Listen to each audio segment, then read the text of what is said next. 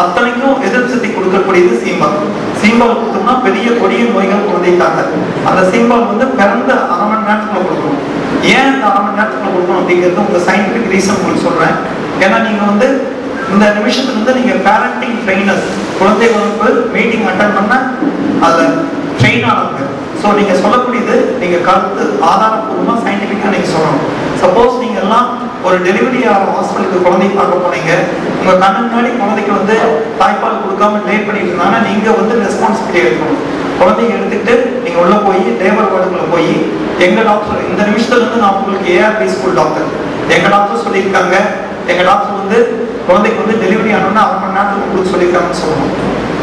ஏன் அந்த கருத்து நம்ம சொல்றோம் அப்படின்னா, ஃபர்ஸ்ட் 1/2 மணி நேரம் தான் குழந்தை வந்து முடிச்சிருந்து அம்மா எங்க, அம்மாவோட தாய் எங்கேயும் தேடுதல் வந்து 1/2 மணி நேரத்துக்கு தரும்.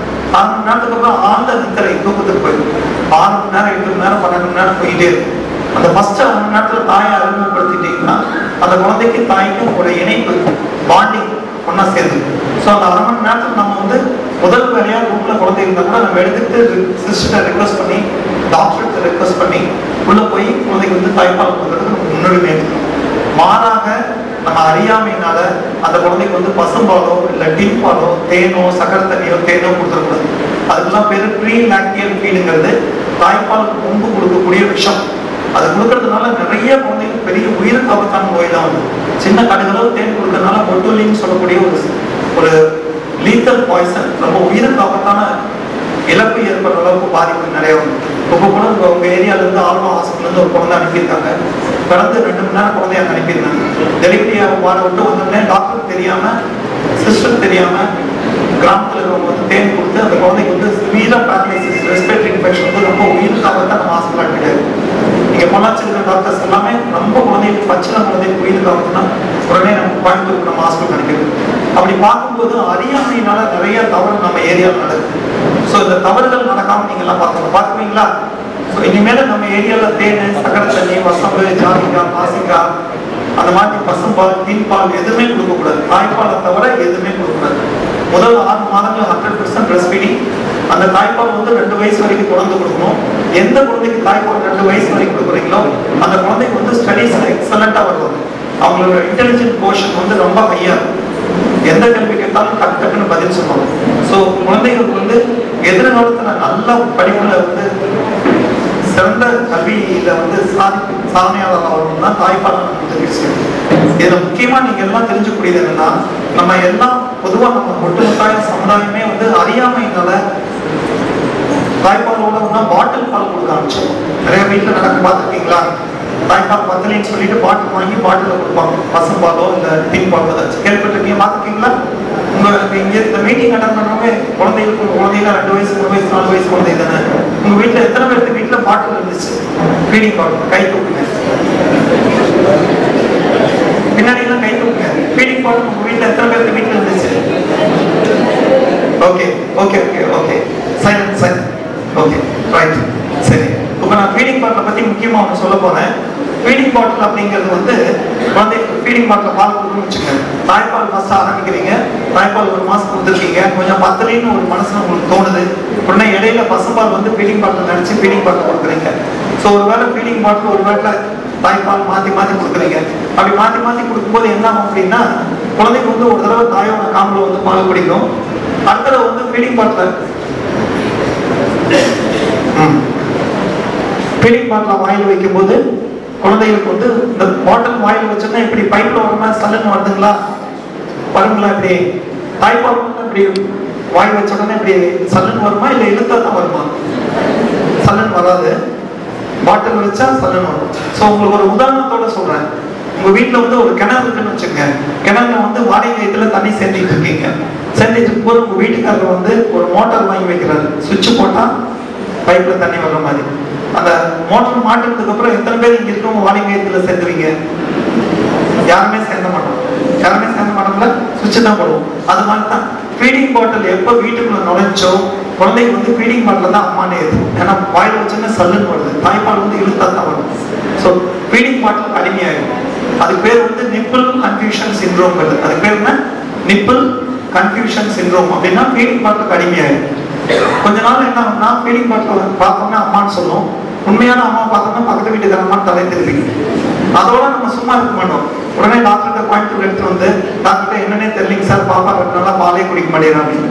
நான் முதல் கேள்வியை கேட்கறது எப்போ ஃபீடிங் பாட்டில் உள்ள நுழைஞ்சு அப்படின்னு. ஃபீடிங் பாட்டில் உள்ள நுழைஞ்சா ஆங்கிலத்தில் ஒரு பழமொழி இருக்குது, the beginning of bottle feeding is the beginning of end of breastfeeding. பாட்டில் எப்ப நுழைச்சோ அப்ப தாய்ப்பால் முடிஞ்சோம். இந்த தாய்ப்பால் இல்லைன்னு சொல்றாங்கல்ல, குறிப்பா நம்ம ஏரியால தாய்ப்பால் இல்லைங்கிற நோயே கிடையாது. ஏன்னா வந்து கிட்டத்தட்ட நான் 25 வருஷமா குழந்தைகளை வந்து குறிப்பா தாய்ப்பாலை பத்தி நிறைய ஆராய்ச்சிகள்லாம் பண்ணி கட்டுரையெல்லாம் நான் தங்கப்பதக்கம்லாம் வாங்கியிருக்கேன். அதுல வந்து மனிதர்களுக்கு வந்து குறிப்பா தாய்ப்பால் வந்து தாய்ப்பால் இல்லைங்கிற நோயே கிடையாது. பட் இதெல்லாம் வந்து நம்ம செயற்கையா நம்மளே உருவாக்கி. உங்களுக்கு ஒரு கேள்வி கேட்கறேன், நீங்க பதில் சொல்லுங்க. நீங்க நம்மளாம் பாலூட்டிகள் தானே, மேமல்ஸ், பால் கொடுக்குறவங்க. நம்மளை மாதிரி எத்தனை பாலூட்டிகள் இருக்குது? கிட்டத்தட்ட 3700 பாலூட்டிகள் இருக்காங்க. திமிங்கலம், யானை, நாய், பூனை, மாடு, குதிரை, எத்தனை பாலூட்டி. உங்களுக்கு தெரிஞ்சு ஏதாச்சும் ஒரு மிருகம் பாலூட்டி வந்து மெடிக்கல் ஷாப்ல போய் லாக்டேஷன் பவுடர் வாங்கி கொடுத்து பார்த்துருக்கீங்களா?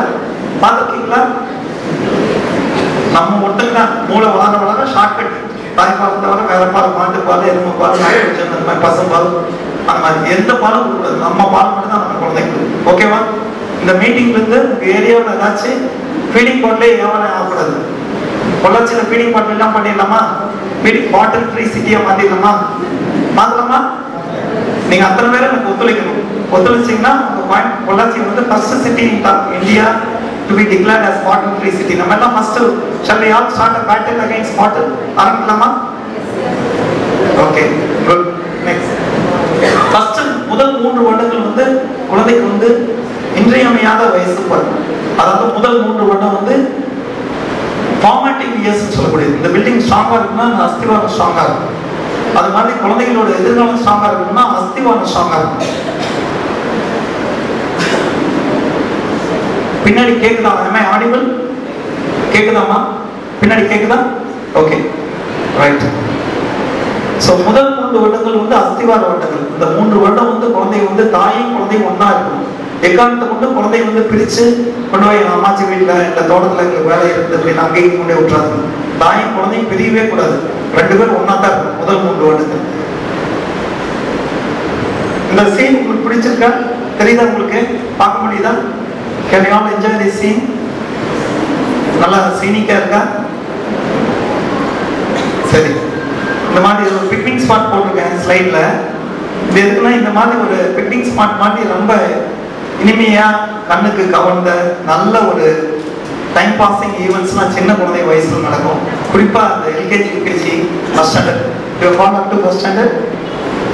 First standard, you gone up to children from first standard up to 4. Okay, oh you got a lot of children. Okay, so இப்போ குழந்தை வயசுல வந்து பாத்தீங்கன்னா சின்ன குழந்தைல இருந்து பெருசாகிற வரைக்கும் நிறைய பருவ மாற்றங்கள் வரும். அது வந்து ரொம்ப இனிமையா, ரொம்ப இன்பமா குழந்தைகளும் என்ஜாய் பண்ணி நம்மளும் என்ஜாய் பண்ற மாதிரி நிறைய விஷயங்கள் வரும். அதுல முக்கியமா பாத்தீங்கன்னா ஒரு 4 முக்கியமான விஷயங்கள் போட்டிருக்கேன். ஒவ்வொரு விஷயத்துக்கு பின்னாடி சயின்ஸ் இருக்குன்னு நான் சொல்வேன், அறிவியல் பூர்வமான ஒரு விஞ்ஞானம் ஒளிஞ்சிருக்குன்னு சொல்வேன். இப்போ வந்து நான் முக்கியமா உங்கள்கிட்ட கேட்கக்கூடிய முதல் கேள்வி என்ன அப்படின்னா, விரல் சாப்பிட்றதை பத்தி உங்கள்கிட்ட கேட்க போறேன்.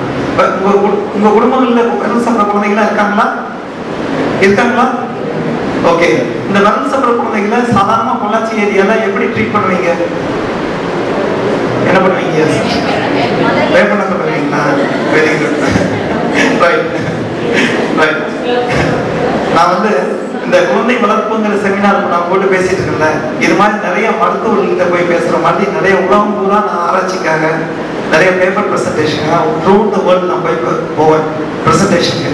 எங்கெங்க போறோம் அங்கெல்லாம் வந்து இந்த மாதிரி நம்ம சமுதாயத்தை சார்ந்தவர்களுக்கு போது குறிப்பா இந்தியர்கள் இருக்கிற இடங்கள்ல வந்து குழந்தை வளர்ப்பை பத்தி கருத்து நிறைய மொழியில பேசுவேன். அப்ப பேசுறப்ப இப்ப ரீசெண்டா ஆஸ்திரேலியாவுக்கு போயிருந்தேன், மெல்பர்ன் போயிருந்தேன். மெல்பர்ன்ல போய் அங்க வந்து இந்தியன் மெல்பர்ன் அசோசியேஷன்ல வந்து பேசினேன். பேசுறப்ப அங்க வந்து குழந்தை வளர்ப்பு உங்களுக்கு வந்து உங்க குழந்தைகளுக்கு யாராவது தம்ஸ்அப் பண்றவங்க, விரல் சாப்பிட்றவங்க இருக்காங்களா, என்ன பண்ணுவீங்க கேட்டா அங்கேயும் வேப்பனை தான் யூஸ் பண்ணுவாங்க. நான் கூட நினைச்சேன் நம்ம ஏரியாவில் மட்டும் தான் யூஸ் பண்ண முடியும். ஆஸ்திரேலியா போனாலும் அந்த வேப்பனை பார்க்க கூடவே போயிடுது. ஸோ உலகம் பூரா வேப்பனை தான் நம்பி இருக்காங்க. சரி, அதுக்கு முன்னாடி இந்த விரல் சாப்பிட்றதுக்கு பின்னாடி என்ன சயின்ஸ் இருக்குது, நம்ம வேப்பனை அப்ளை பண்ணது கரெக்டா இல்லையான்னு பார்க்கலாம். ஓகே, நான் முதல்ல சொல்ற மாதிரி சின்ன சின்ன விஷயத்துக்கு முன்னாடி விஞ்ஞானம் ஒழிஞ்சிருக்கு. ஸோ இந்த விரல் சாப்பிட்றது அப்படிங்கிறது வந்து ஆங்கிலத்தில் வந்து ஹேபிட் டிஸார்டர்னு சொல்லுவோம். அப்படின்னா டென்ஷன் ரிலீவிங் பினாமினல். தமிழ்ல வந்து இசைமின்மை பழக்கம் அப்படின்னு சொல்லுவோம். அப்படின்னா என்ன அப்படின்னா, சப்போஸ் இந்த ஸ்கூலுக்கு ஏஆர்பி ஸ்கூலுக்கே காலையில் 8 மணிக்கு பஸ் வருது, நீங்க பஸ் எடுத்துக்கிட்டு டக்குன்னு வீட்டுக்கு ஏதோ ஒரு முக்கியமான வேலையா டாட்டா காமிக்காம திரும்பி போயிட்டீங்கன்னு வச்சுக்கோங்க. அந்த சின்ன குழந்தைங்க மனசுல அம்மா காலையில டாட்டா காமிக்கலையே அப்படின்னு சொல்லிட்டு காலையில இருந்து சாயந்தரம் அம்மா பார்க்குற வரைக்கும் மனசுக்குள்ள அழுத்தம் இருந்துகிட்டே இருக்கும். பக்கத்து குழந்தை வந்து பென்சில் கொடுக்கல அப்படின்னா மனசுல பெரிய அழுத்தம். நமக்கு எந்த அளவுக்கு மன அழுத்தம் இருக்கோ அதே அளவுக்கு சின்ன குழந்தைங்க மனசுல இருக்கு. ஸோ இந்த மன அழுத்தத்தை குறைக்கூடியது வந்து இந்த பெருவருக்கு தான். இந்த பெருவருக்கு வந்து கூடவே இருக்கும், எங்க போனாலும் கூடவே வரும். பாத்ரூம் போனாலும் வரும், தூங்கி போனாலும் வரும், எதுவுமே பேசாது, என்ன சொன்னாலும் கேட்டுக்கிட்டே இருக்கும். ஸோ அவன் மனசுல இருக்கிற அழுத்தம் பூரா இதுல வடிகால் குறைஞ்சிக்கிட்டே இருக்கும். மன அழுத்தம் வந்து விரல் சப்ப சப்ப கொஞ்சம் கொஞ்சமா வடிகால் வெளியே வந்துட்டே இருக்கும். அவன் மன அழுத்தம் குறைஞ்சிடும். ஸோ நம்ம இந்த வேப்பெண்ணெய் போடுறது, வெளுக்குன்னு குடி விடுறது, சூடு வைக்கிறோம்னு சொல்றது, கட்டு போடுறதுலாம் என்ன பண்ணும், அழுத்தத்தை குறைக்கணும், கூட்டுமா கூட்டும். ஸோ நம்ம பண்ணக்கூடிய இந்த வேப்பெண்ணெய் வந்து மன அழுத்தத்தை கூட்டும். விரல் சப்பது வந்து மன அழுத்தத்தை குறைக்கக்கூடிய டென்ஷன் ரிலீவிங் பினாமினல். ஸோ அதுக்கு வந்து மாறாக நம்ம செய்யறோம். இன்னையிலேருந்து